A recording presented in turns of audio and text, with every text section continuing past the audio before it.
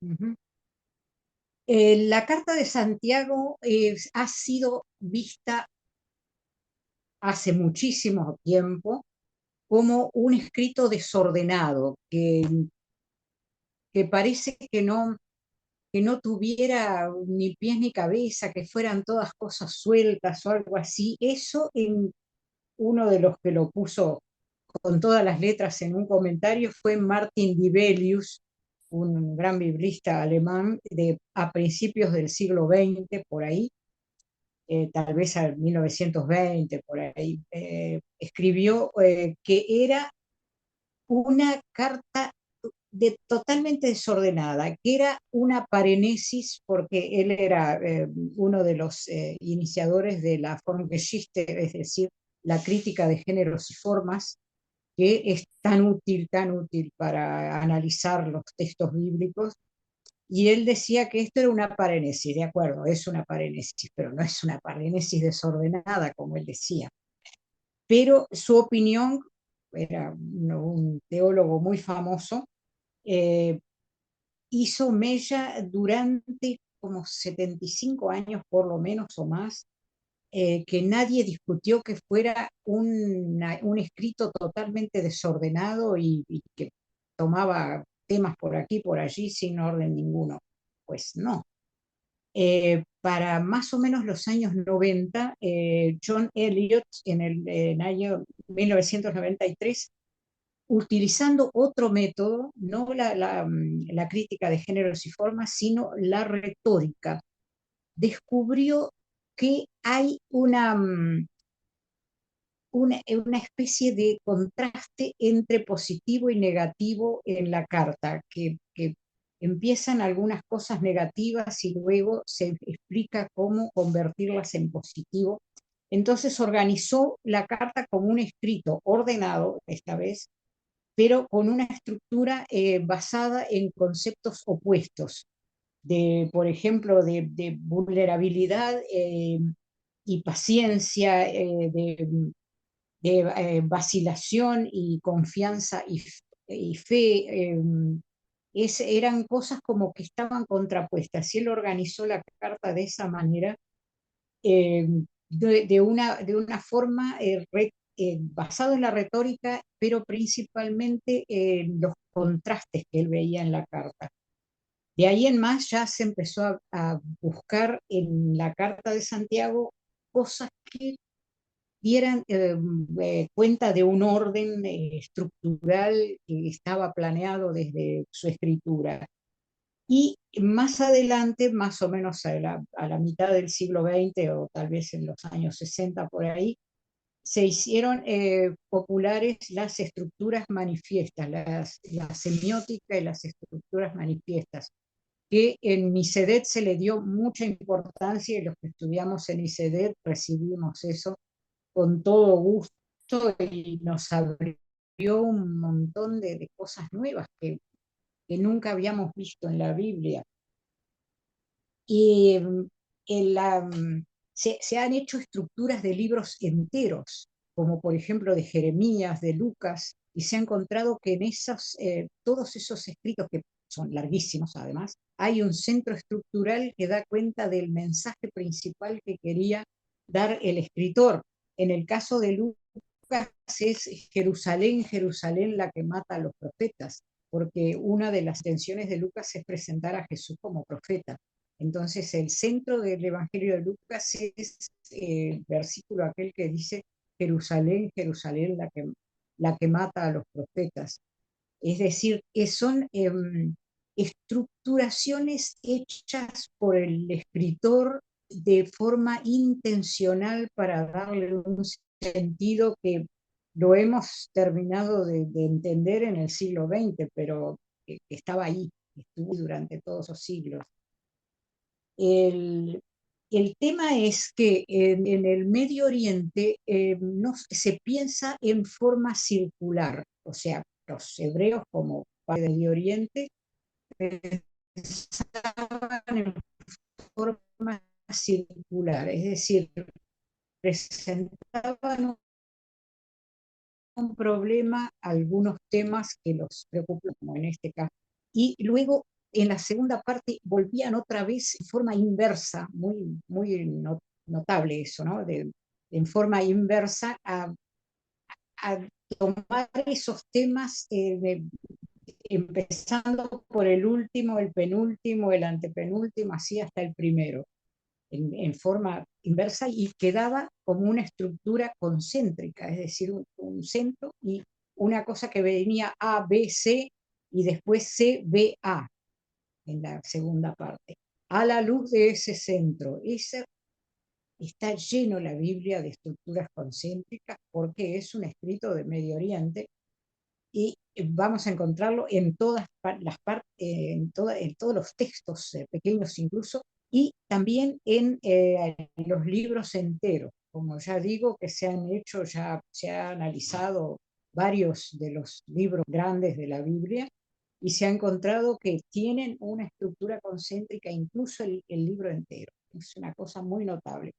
En Santiago, por ejemplo, yo cuando me inspiré en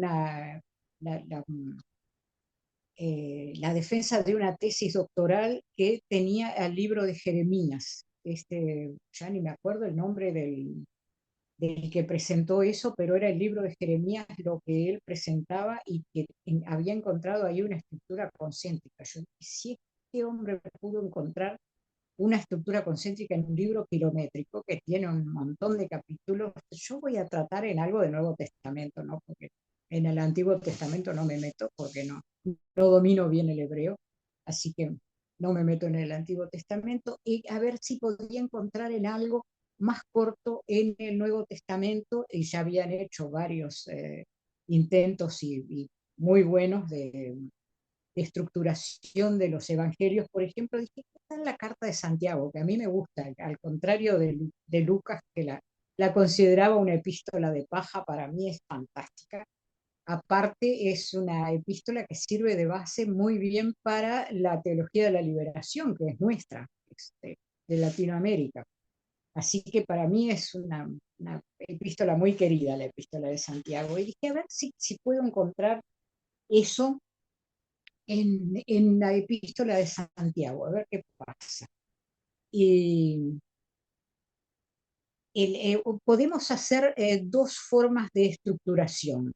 Podemos basarnos en las ideas, solamente ver de qué se habla en la primera parte de una obra y ver de lo que se habla en la última parte de una obra, y ver si están realmente de la forma ABC, CBA. Y en base a eso armar una estructura basada en ideas, en temas. Para eso se puede hacer incluso con una traducción, no habría problema de hacerlo con una traducción. Pero si queremos ir a una estructura semiótica que dé cuenta de todas las pequeñas formas de hacer sentido que tiene, ahí hay que ir con el idioma en que fue escrito la obra, en el hebreo para el Antiguo Testamento y algo de arameo, y en el griego para el Nuevo Testamento. Así que tal, yo me dediqué a hacer una cosa del Nuevo Testamento. Si vamos a ver esas microestructuras, necesariamente tenemos que hacerlo en el idioma originario, porque la sintaxis de cada idioma es diferente. No es igual la sintaxis del griego, a pesar de que nuestro idioma español es un idioma latino, greco-latino. No es lo mismo que la sintaxis del griego antiguo. Entonces, vamos a tener que respetar el orden de las palabras que encontramos, porque si no, no vamos a encontrar esas microestructuras. Pero sí las estructuras grandes, que generalmente están basadas en temas. Y así que los podemos hacer simplemente hasta con una traducción. No habría problema mayor de hacerlos en base a una traducción. El, lo que hay que hacer entonces primero es, si vamos a trabajar con el idioma originario, hacer una planilla con las cosas que vamos encontrando en los primeros capítulos, en los últimos capítulos, y ver si trazar líneas, a ver qué corresponde con qué y a qué pasa. No sé si se ve un dibujito pequeño que hice acá. Quedaría una cosa así, una planilla con líneas que eh, muestran las relaciones entre una parte y otra. Y vamos a encontrar en la epístola de Santiago que en el capítulo 1 se presentan todos los temas que se van a tratar después. Luego viene el centro, ya en el capítulo 2, al principio del capítulo 2. Y luego del capítulo 3 en adelante, del capítulo 2, la mitad del capítulo 2 en adelante, o sea, 3 capítulos y medio, se va a hacer todo el tema de la argumentación y la estructuración con lo anterior. Traje voy a enfocar a ver si se ve bien, ustedes me dirán, en mi tablet, a ver si logran ver bien la estructura, cómo empieza. Si alguien la quiere foto, sacar una foto, no hay problema. Yo la ven que aún dentro de A y de B tenemos un montón de otras estructuras, subestructuras pequeñas que hacen sentido en esa obra. Paso a la segunda parte. Acá tenemos C, D, E y F, y recién ahí vamos a llegar al centro, que es 2, 1 al 13. Después de ahí, en sentido inverso, como suele suceder en estas estructuras, vamos a tener F', E' siempre en sentido inverso, D', C', hasta B' y A'.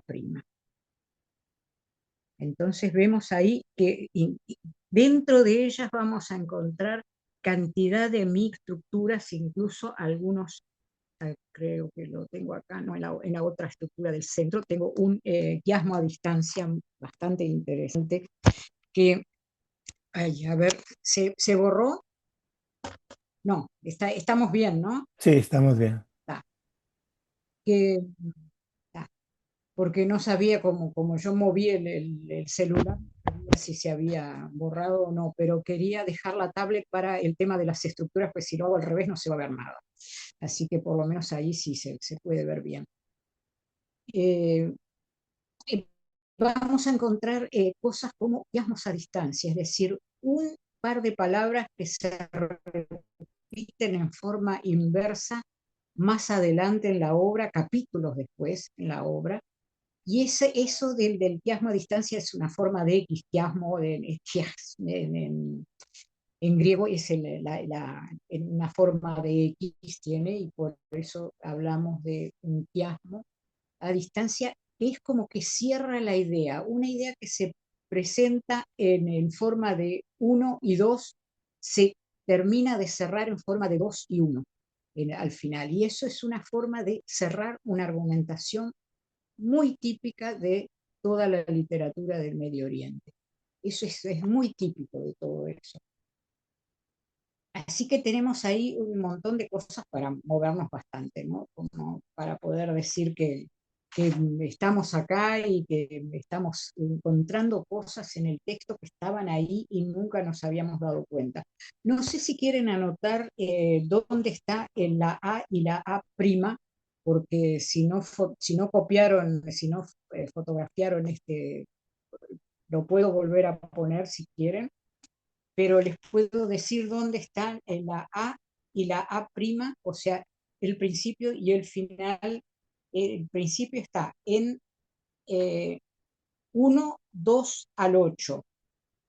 La A es de capítulo 1, versículos 2 al 8. La A' es capítulo 5, 7 al 20. Después tenemos la B, que ahí se habla de perseverancia y perseverancia en el sufrimiento y en las pruebas, que es lo que presentaba al principio en el capítulo 1, el problema del sufrimiento humano y las pruebas que nos tocan. Y la perseverancia es lo que luego se va a desarrollar en la segunda parte, en lo que sería A' al final del libro, de la epístola. Y luego tenemos B, que va del 1, 9 al 11, y B' que va del 4, 13 al 5, 6. Es decir, abarca un poco más de un capítulo y algo. Eso habla de ricos y pobres, el tema de los ricos y pobres, que para Santiago es tan importante. Ahí se va a hablar en el B de los ricos cristianos. ¿Y cómo sabemos que esos ricos son cristianos y no como los que aparecen más adelante? Porque dice, digan si Dios quiere. No le vas a decir eso a un ateo. Así que obviamente esos ricos eran cristianos, que iban a andar viajando de acá para allá. En el 4-5 aparece eso.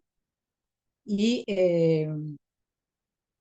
sí, eso, sí, yo podría mandarte ese esquema porque está sacado del Ribla. Yo escribí esto en 1980, 1998 y fue publicado ahí, en Ribla en 1998. Está en el Ribla, creo que, no me acuerdo, 13 o algo así, o 30. No importa. El tema es que sí, lo tengo en la tablet y lo puedo mandar perfectamente si lo quieren, porque así tienen todo el esquema de todo el libro. Después el C va del 1-12 al 15 y el C' va de 4-1 al 12. Ahí habla de deseos y pecados, de concupiscencia, como se ponen en la Biblia, decir deseos malos, lujuriosos y pecado. Y el problema es bien explicado y las consecuencias que tiene el caer en la concupiscencia. Después en el D va del 1:16 al 25 y ahí habla de la fe perfecta como don de lo alto, que viene de Dios.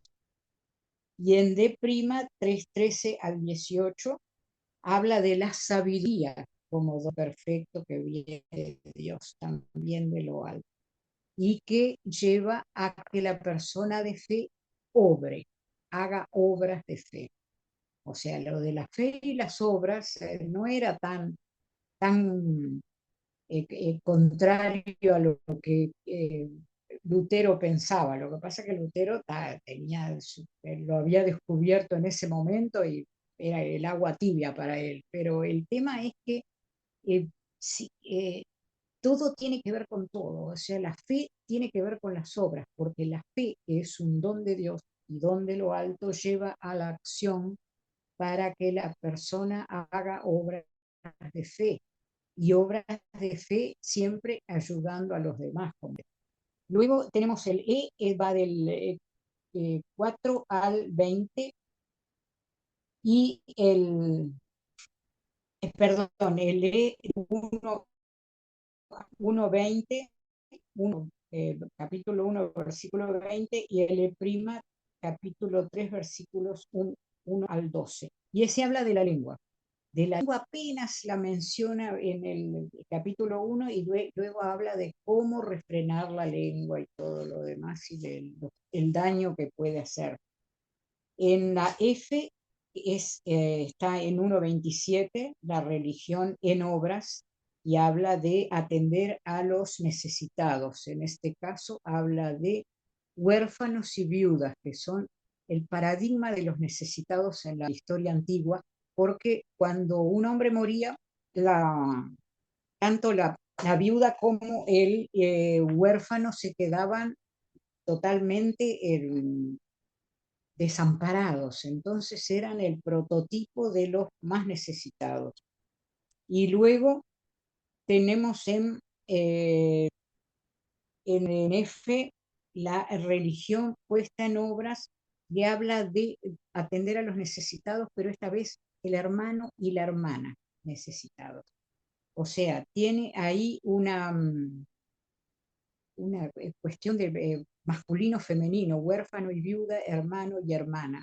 Es decir, utiliza lenguaje inclusivo, diríamos actualmente en época moderna. Después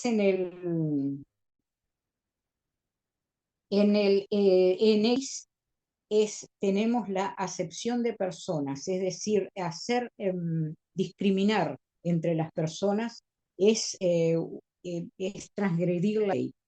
Y usa una palabra en griego prosopolencia, que quiere decir prosopo es rostro, juzgar por el rostro. Es decir, juzgar por lo exterior es transgredir la ley, porque no estamos viendo al ser humano solamente a su aspecto, o su riqueza, o su vestido, o sus joyas, como va a aparecer en ese medio es en el capítulo 2:12. Y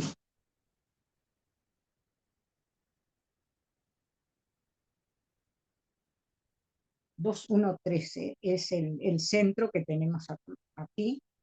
Y tenemos en el A, voy a buscarlo acá.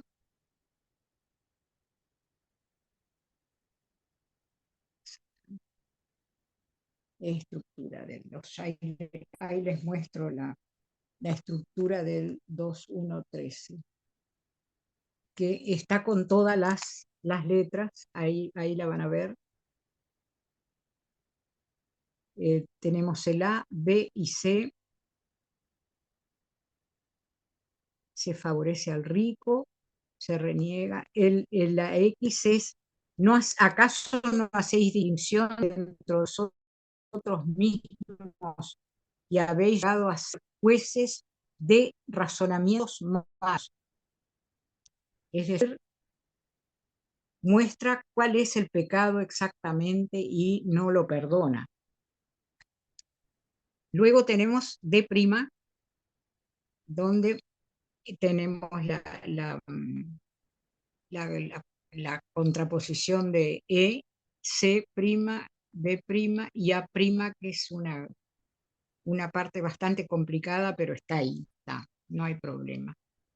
Esto también lo puedo pasar cuando lo necesiten. Ahí está. Entonces, en el A, que es el versículo 5, habla de no discriminar, es decir, hacer discriminación, ya sea racial o religiosa o lo que venga, o cualquier tipo de discriminación, es juzgar por lo que se ve en el exterior y no por lo que realmente es. Ay, no sé por qué se me agrandó tanto esta. Ya podría apagarlo. Y hacer acepción de personas. Fíjense que se dice que Dios no hace acepción de personas. ¿Cómo se atreve un ser humano a hacer acepción de personas? O sea, si Dios no discrimina, ¿cómo puede discriminar un ser humano? Y, y dice que el hacer acepción de personas es incompatible con la fe. Fíjense. Después en B, tenemos en el versículo 2a, que dice, pone como un ejemplo, ¿no? Entra un varón con anillo de oro, es decir, un rico, rico, realmente. Y con vestido resplandeciente. ¿Qué clave tienen ahí? Anillo de oro brilla, el vestido resplandeciente brilla. Todo lo que tiene ese rico brilla.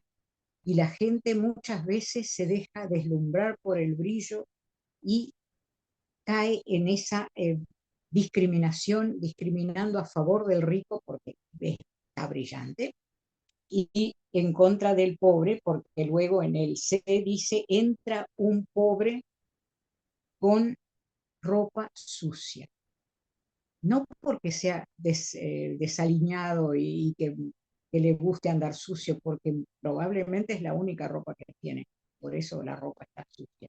No como el rico, que tiene mucha ropa y puede tener ropa resplandeciente. Y ahora tenemos que hablar de un tema, ¿qué significa, cómo se usa pobre en la Biblia? Hay dos formas en griego, por lo menos en el Nuevo Testamento, ¿no? Hay dos formas en griego de decir pobres. Uno es pénetes. Pénetes son los pobres que tienen un terrenito, algo, un oficio, alguna forma de ganarse la vida que no están en la total miseria. Tienen necesidades, pero están relativamente cubiertas. Son pobres, pero no totalmente en la miseria. Ese es tokhoi, es la palabra griega para hablar de los pobres que están en la miseria.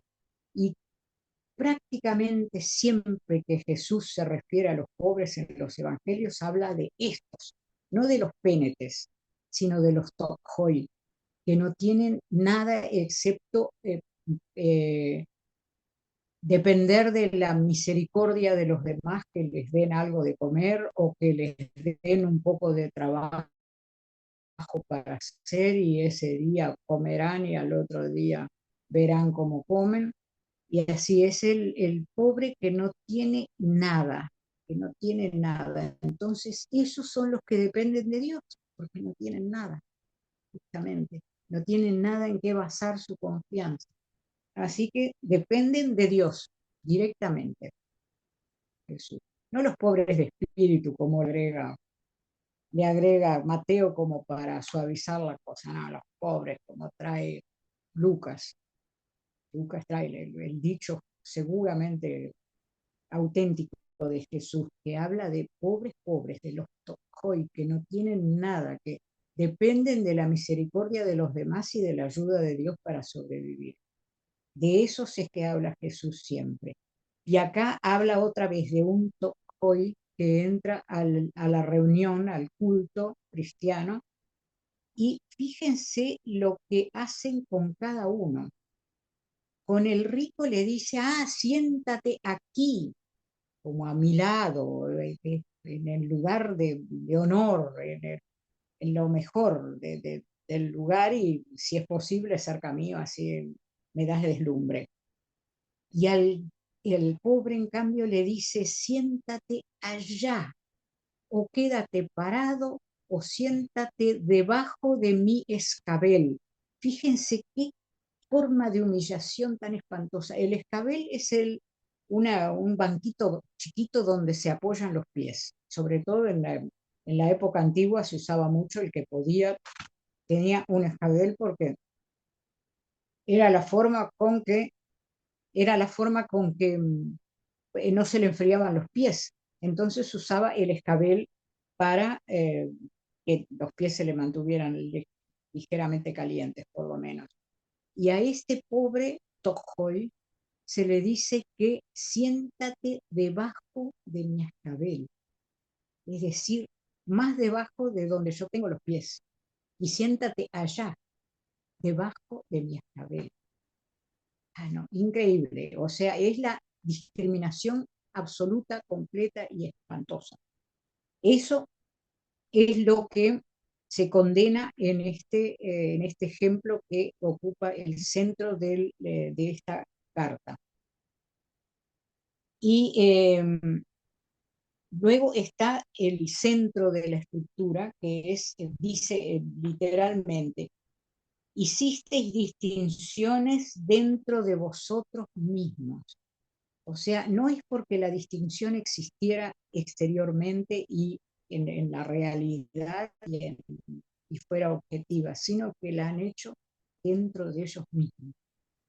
Han discriminado al pobre porque lo han visto sucio y no resplandeciente, y han obrado a favor del rico porque lo han visto con el anillo de oro y con sus vestidos brillantes. Y es algo que se hace interiormente. La discriminación no es porque el otro merezca la discriminación o porque el otro sea discriminable, sino porque la persona discrimina. Entonces, contra eso es lo que habla el texto y dice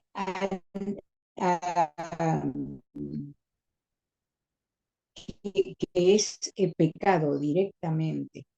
Ya han hecho distinciones en vosotros mismos, ya se han puesto en juez del prójimo y con, no sé qué se cayó acá, y con malos razonamientos. ¿Qué se cayó? No importa, algo se cayó. Y después tenemos a la inversa, dice en D' que D hablaba del pobre que se le decía que se sentara debajo del escabel, y en D' dice que Dios eligió a los pobres, eligió a los pobres. Es lo que dice la teología de la liberación. También Dios eligió a los pobres del mundo como ricos en fe y herederos del reino. O sea, van a ser más importantes que el rico, que tenía tantas cosas interesantes que hacer. Y él,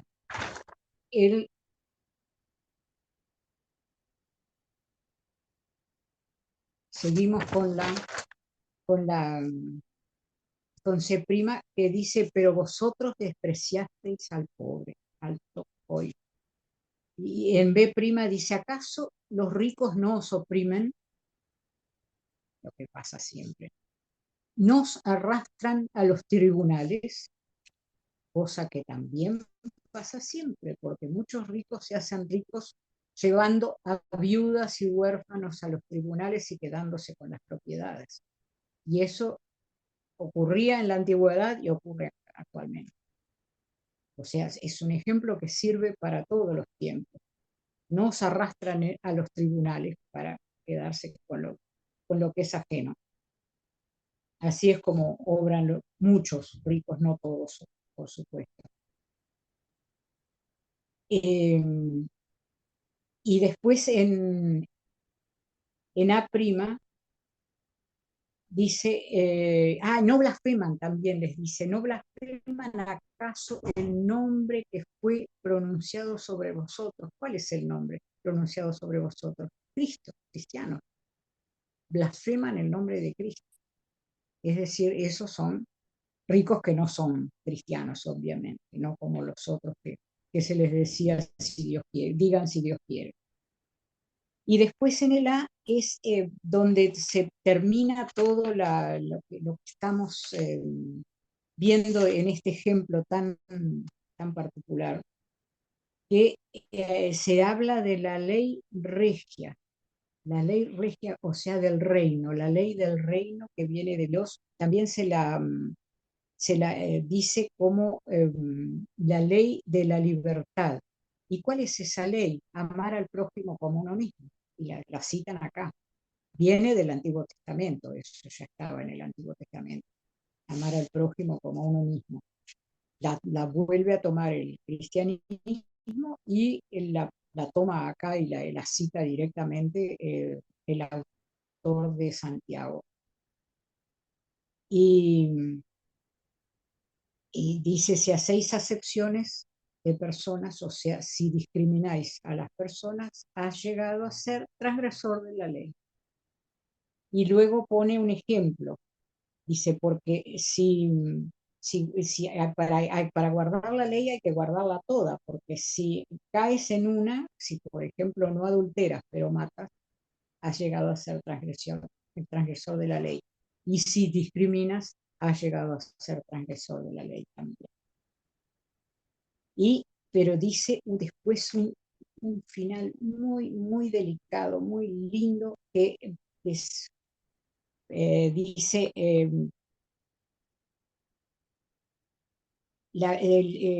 que vais a ser juzgados por la ley de la libertad, que es la ley del amor. El juicio sin misericordia es para los que no hacen misericordia, pero la misericordia se gloría sobre el juicio. Es decir, el juicio sin misericordia está reservado, como en Mateo 25, para los que no hicieron misericordia con el prójimo. pero de todas formas la misericordia se gloria sobre el juicio porque es más importante. Es decir, la ley del amor es la que va a juzgar a todos nosotros cuando estemos en el juicio final.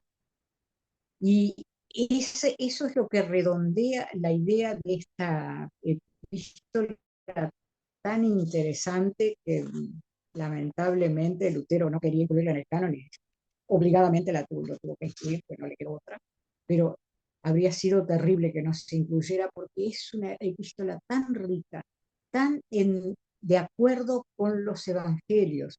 Muchas de las epístolas tienen poco que ver con los evangelios. Esta es evangelio puro. Es impresionante.